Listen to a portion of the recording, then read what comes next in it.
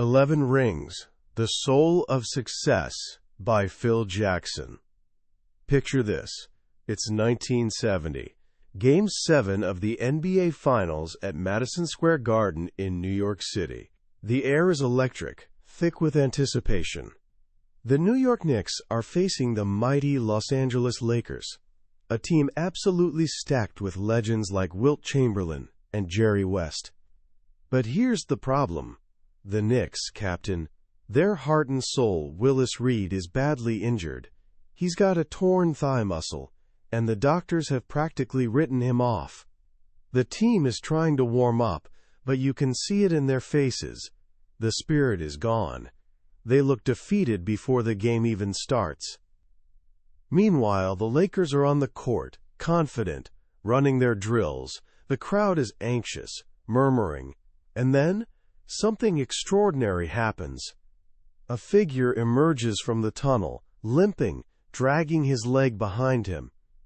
It's Willis Reed. He's in uniform. He can barely walk, but he's there. The moment he steps onto that court, the entire stadium erupts. The roar is absolutely deafening. The Lakers players literally stop what they're doing, jaws dropping in disbelief. In that single moment of pure courage, the game was over before it ever started. The Knicks, fueled by their leader's spirit, won the championship. A young, lanky player on that Knicks team, a guy named Phil Jackson, watched this unfold. He saw firsthand that victory isn't just about talent or strategy. It's about something deeper: heart, spirit, that mysterious bond that transforms a group of individuals into something unbreakable. This is the central secret behind the man who would become the most successful coach in the history of professional sports. Today, we're exploring his memoir, 11 Rings, The Soul of Success. This book isn't just a collection of basketball stories. It's sold millions of copies worldwide because it's a manual for a radically different kind of leadership. Leadership rooted in mindfulness, compassion, and a deep understanding of human nature. Phil Jackson, known as the Zen Master, won an unprecedented 11 NBA championships, first with Michael Jordan's Chicago Bulls and then with Kobe Bryant's Los Angeles Lakers. He managed some of the biggest egos and most difficult personalities in sports history, and here's the kicker: he didn't do it by shouting or being a tyrant. He did it by leading from the inside out. By the end of our journey today, you'll understand the 11 principles that guided Phil Jackson's incredible career. You'll learn how he transformed superstar-led teams into selfless, unified tribes, and how you can apply these same timeless lessons to your own life, whether you're on a court, in a classroom, or just trying to build something meaningful with other people. So where does a journey like Phil Jackson's begin? You might imagine a place of privilege or some highly competitive athletic environment. But for Phil, it began in the stark, windswept plains of Montana and North Dakota, in a home governed by two powerful forces: faith and discipline. Both of his parents were strict Pentecostal ministers, and his childhood was a world away from the life he would later lead. There were no movies, no television, no dances. Life was a series of church services, Bible studies, and devotions. His parents taught him that reveling in your own success was an insult to God. Glory belonged to Him alone. This rigid upbringing created a deep yearning for freedom in young Phil. He found his escape in sports, particularly basketball. The court became his sanctuary, a place where he could finally express himself. But more than that, it was where he first felt the transcendent beauty of a group moving in perfect harmony, a complex dance of moves and countermoves, where everyone had to rely on each other to succeed. His real education in leadership, however, began when he was drafted by the New York Knicks in 1967. There, he came under the guidance of a man who would become his most important mentor, Coach Red Holtzman. Holtzman was a master of simplicity. He wasn't some flashy strategist with a complicated playbook. He had two simple rules that he shouted from the sidelines in every game: see the ball and hit the open man. See the ball was his philosophy for defense. He believed a strong defense was the key to everything and that awareness was its secret. He wanted his players so attuned to the game that they moved together as one, 5 men anticipating and reacting in perfect unison. Hit the open man was his rule for offense. For Holtzman, selflessness was the holy grail of basketball. He insisted that the ball keep moving, creating opportunities for everyone, not just 1 or 2 stars. He used to say, on a good team there are no superstars. There are great players who show they are great players by being able to play with others as a team. This was Jackson's first taste of what he would later call the circle of love. It's not romantic love, but an intense emotional connection, like the bond that warriors feel in the heat of battle. It's a brotherhood where each person is more concerned about their buddies than themselves. Jackson came to believe that without this essential ingredient, love, no amount of talent or strategy matters.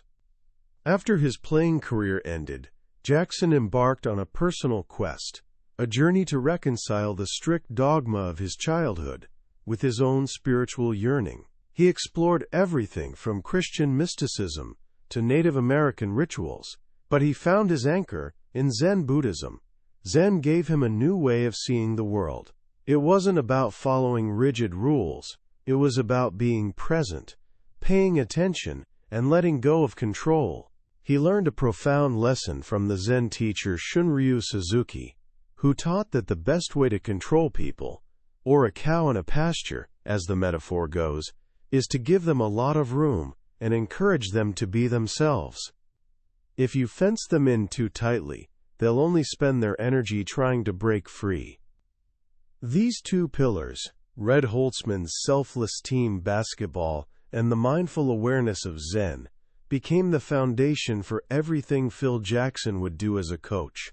He developed a set of guiding principles, 11 of them to be exact, that formed the soul of his leadership style. The first principle, and perhaps the most important, is lead from the inside out. Jackson saw that many coaches just copied the latest trends, trying to find some flashy new technique to get an edge.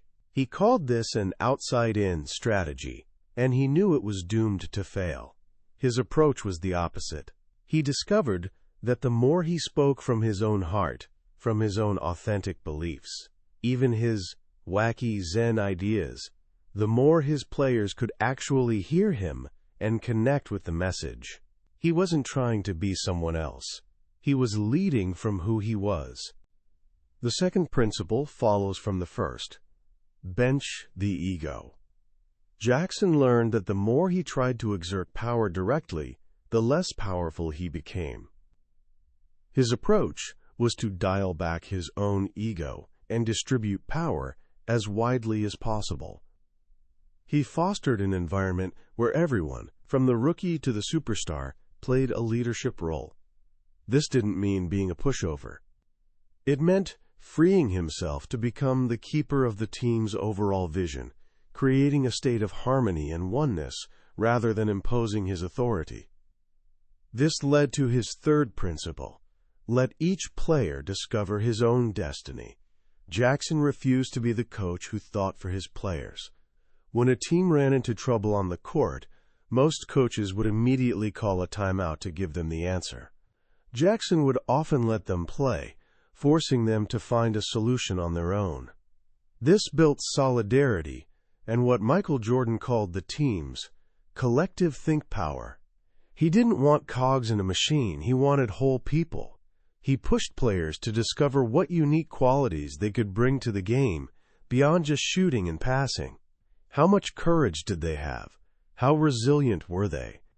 This approach allowed players like Derek Fisher, who didn't have incredible physical gifts, to transform themselves into invaluable champions.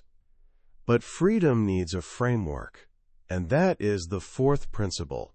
The road to freedom is a beautiful system. When Jackson became an assistant coach for the Chicago Bulls in 1987, he was introduced to a system that perfectly aligned with his Zen values, the triangle offense.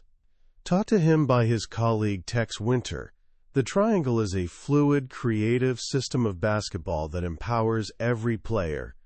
Critics called it complicated, but its beauty was in its simplicity. It's not a set of rigid plays to memorize. Instead, it trains players to read the defense and react together in real time. All 5 players must be fully engaged on every play, moving in a coordinated way, or the system fails. When it works, it's like watching jazz. It's virtually unstoppable, because not even the players themselves know exactly what's going to happen next. This idea of infusing the game with deeper meaning led to his 5th principle: turn the mundane into the sacred. Jackson understood that playing professional basketball, despite the glamour, can be a soul-numbing grind. He saw his job as making it meaningful. He borrowed rituals, like one from the football great Vince Lombardi. At the start of training camp, he'd ask his players to stand on a line and, if they were committed to being coached that season, to step across it. It was a simple act, but it created a sacred commitment. The essence of coaching, he believed, is to get players to wholeheartedly agree to be coached, then offer them a sense of their destiny as a team. To help them stay present on that journey, he introduced his 6th principle: one breath equals one mind. Jackson took a lot of heat for bringing mindfulness meditation into the testosterone-fueled world of pro sports. Other coaches joked about his players holding hands in a dark room, but Jackson knew that quieting the mind was a powerful tool for athletes who have to make split-second decisions under immense pressure. He discovered that when he had his players sit in silence, breathing together in sync, it aligned them on a nonverbal level far more effectively than any speech could. One breath, one mind. This led him to his 7th principle, which lies at the heart of his philosophy. The key to success is compassion. In the macho world of locker rooms, compassion is not a word you hear often, but Jackson found that a few kind, thoughtful words could have a transformative effect on even the toughest men. Most players live in a state of constant anxiety, worrying about being injured, cut, traded, or making a mistake that will haunt them for the rest of their lives. Jackson believed it was essential for them to learn to open their hearts and connect with one another in a meaningful way. He tells the story of how Michael Jordan, after returning to the Bulls from his baseball experiment, got into a fight with teammate Steve Kerr at practice. That moment of conflict became an awakening for Michael. He realized he needed to get to know his teammates more intimately, to understand what made them tick.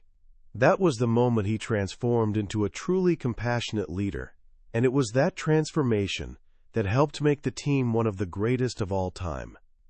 When a team is connected like that, a certain magic happens. This brings us to the 8th principle: keep your eye on the spirit, not on the scoreboard. Most coaches get tied up in tactics and strategy. Jackson preferred to focus his attention on whether the players were moving together in a spirited way. When a player surrenders his own self-interest for the greater good of the team, his individual gifts manifest more fully. Paradoxically, by focusing less on his own stats, he activates a higher potential for the entire team. When the spirit is right and the players are attuned to one another, the game often unfolds in your favor. Of course, sometimes the spirit needs a little jolt. Jackson's 9th principle is a surprising one. Sometimes you have to pull out the big stick. In Zen monasteries, monitors walk around with a flat wooden stick called a keisaku, or a compassionate stick. They use it to strike sleeping or listless meditators, not as punishment, but to wake them up and bring them back to the present moment. Jackson never used a literal stick, but he had his own methods. He would sometimes make the Bulls practice in complete silence, or even scrimmage with the lights out. He loved to shake things up to prepare his players for the inevitable chaos of a real game. He once told a player he was mentoring to become a coach, "Sometimes, no matter how nice a guy you are, you're going to have to be an asshole. You can't be a coach if you need to be liked." But sometimes the wisest action is no action at all. The 10th principle is, when in doubt, do nothing. Basketball is an action sport, filled with high-energy people who love to do something to solve a problem. But Jackson believed there are times when the best solution is to do absolutely nothing. He learned that focusing on something other than the problem at hand can be the most effective way to solve it. When the mind is allowed to relax, inspiration often follows. As the old baseball player Satchel Paige used to say, "Sometimes I sits and thinks, and sometimes I just sits." This brings us to the final, and perhaps most challenging principle: forget the ring. From a young age, Phil Jackson was so competitive, he would burst into tears if he lost a game to his brothers. He hated losing. And yet, as a coach, he knew that being fixated on winning is counterproductive, especially when it causes you to lose control of your emotions. Obsessing about winning, he says, is a loser's game.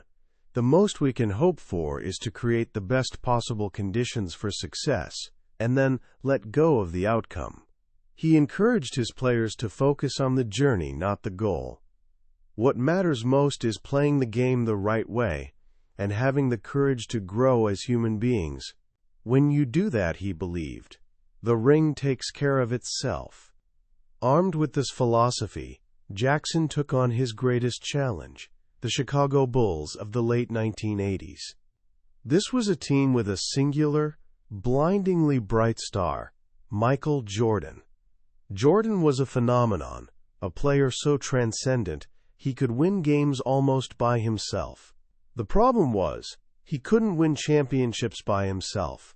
The Bulls kept getting physically beaten down by their arch-rivals, the bad boy, Detroit Pistons. When Jackson became head coach in 1989, his mission was to transform the Bulls from a Stage 3 team, a collection of lone warriors, driven by the motto, "I'm great and you're not," to a Stage 4 team, where the dedication to "we're great and they're not" overtakes the focus on me. His first and most difficult conversation was with Michael Jordan himself. He essentially had to ask the greatest scorer in the league to score less, to share the spotlight so his teammates could grow. "You can't beat a good defensive team with one man," Jackson told him. "It's gotta be a team effort." Jordan was skeptical. He called the triangle offense, that equal opportunity offense. But he was also desperate to win a championship. He agreed to give it a try. This began a profound transformation. Jordan, who had led with the sheer force of his will, began to learn compassion. He started to connect with his teammates, to trust them. Alongside him, another leader emerged, Scottie Pippen. While Michael was the enforcer, Scottie became the nurturer. He was the one his teammates could talk to, the one who kept an eye out for them on the court. Jackson recognized Pippen's unique talents and created a new position for him, point forward, unleashing a new, more collaborative dynamic for the team. Then came the wild card, Dennis Rodman. After the Bulls' first three-peat and Jordan's brief retirement to play baseball, the team needed a new energy. They found it in one of the most eccentric and controversial players in NBA history. Rodman was a rebounding genius, but he was also a chaotic force, known for his dyed hair, tattoos, and rebellious antics. While other coaches tried to tame him with rigid discipline, Jackson took a different approach, a Zen approach. He accepted Dennis for who he was. He treated him like an adult and held him accountable, but he also gave him space. Rodman, Jackson realized, was the team's heyoka, a Native American term for a trickster or backward-walking man who makes people lighten up when things get too tense. By embracing Rodman's chaos instead of fighting it, Jackson harnessed his incredible energy, and the Bulls went on to win 3 more championships. After conquering the league with the Bulls, Jackson retired, only to be lured back in 1999 by a new, tantalizing challenge, the Los Angeles Lakers. This was a team overflowing with talent, but it was also a team in turmoil, centered around 2 young superstars with clashing personalities: the playful, dominant center, Shaquille O'Neal, and the intensely focused, introverted prodigy Kobe Bryant. The feud between Shaq and Kobe became legendary. Shaq, the larger-than-life Big Moody, wanted to have fun and be the undisputed leader. Kobe, driven by an obsessive desire to surpass Michael Jordan, was all business, and saw Shaq's playfulness as a lack of commitment. The conflict came to a head in the 2001 season, when both stars aired their grievances in the media, with Shaq demanding to be traded and Kobe criticizing Shaq's leadership. Most coaches would have stepped in, laid down the law, and forced a resolution. But Jackson, practicing the art of non-action, did something radical. He did almost nothing. He let the conflict play itself out. He knew that forcing them to make nice would only create more resentment. He understood that sometimes the best way to handle a fire is to let it burn itself out. It was a risky strategy, but it worked. The team, tired of the drama, eventually found its own equilibrium.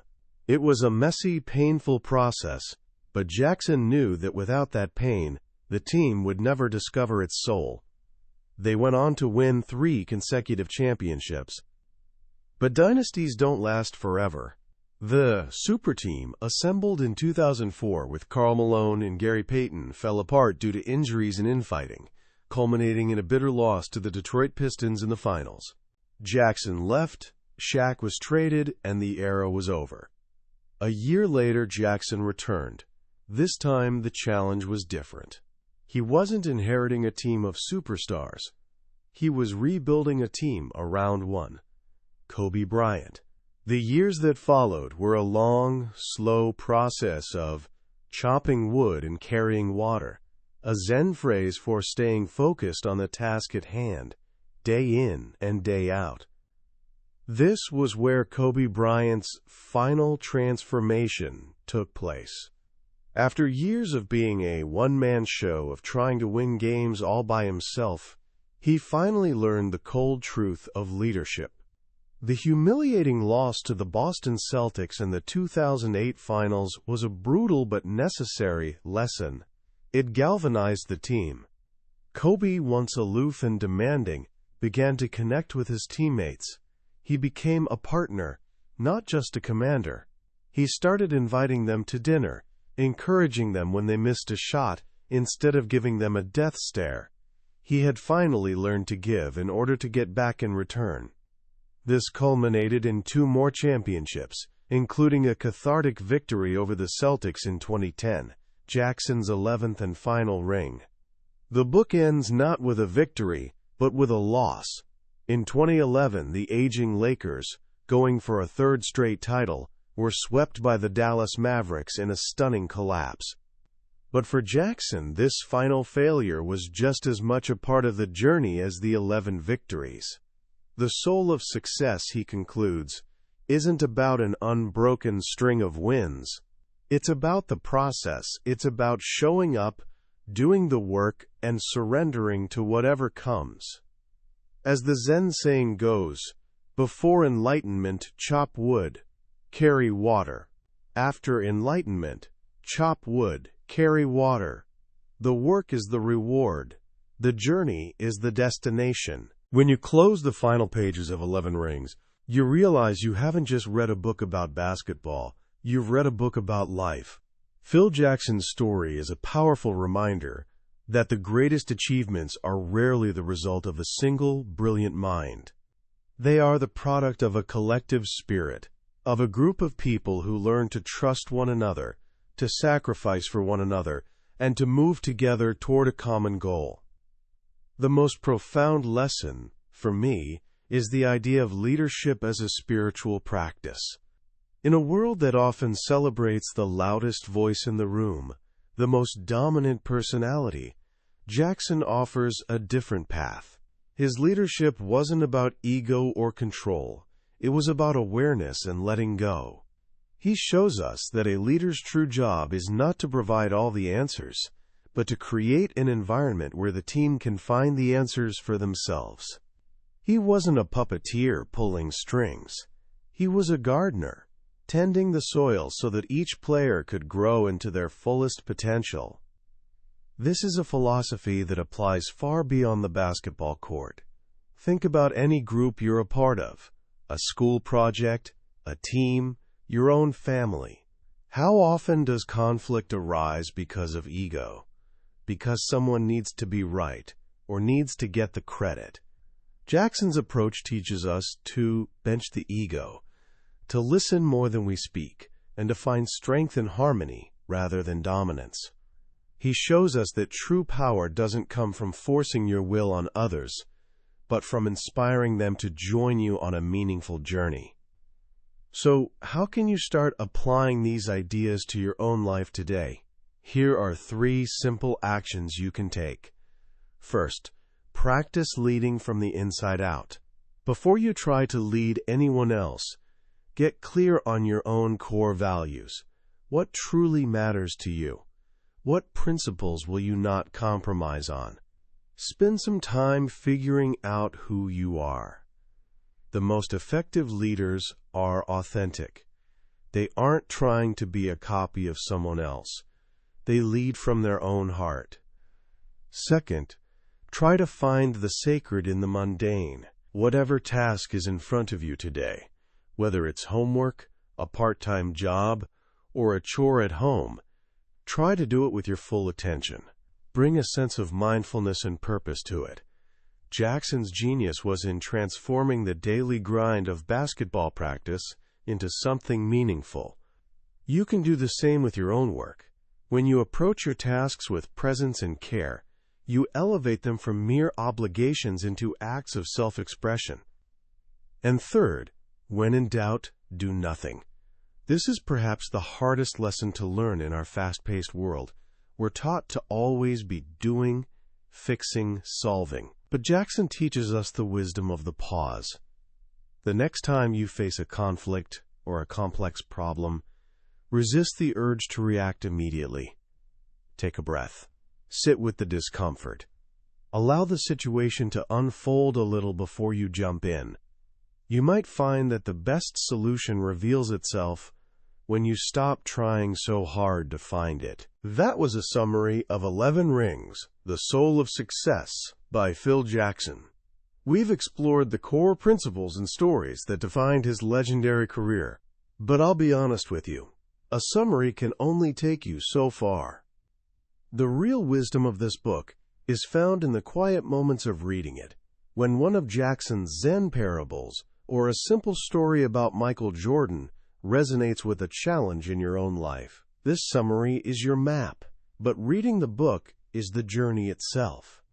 If any of the ideas we've discussed today about leadership, teamwork, or finding meaning in the daily grind have sparked something in you, I encourage you to pick up a copy. It's more than a sports memoir. It's a guide to a more mindful and fulfilling way of living. A link to the book is in the description below. Also, if you found this journey valuable, please show your support by hitting that like button and subscribing to Billionaire's Bookshelf. It helps us continue to bring you these deep dives into the world's most impactful books. Let's keep learning and growing together, one book at a time.